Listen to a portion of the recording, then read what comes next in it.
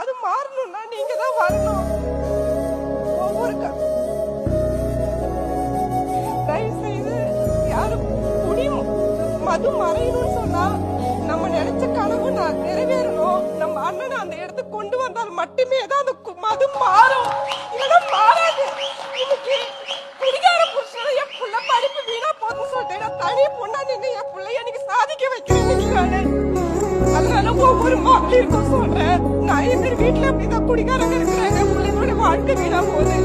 எல்லாரும் சேர்ந்து நம்ம நினைச்ச கனவை நிறைவேற்றணும். நம்ம அண்ணனுக்காக அந்த கனவு நிறைவேறிச்சுன்னா ஒவ்வொரு மகளிரோட நிலைமையும் மாறும்.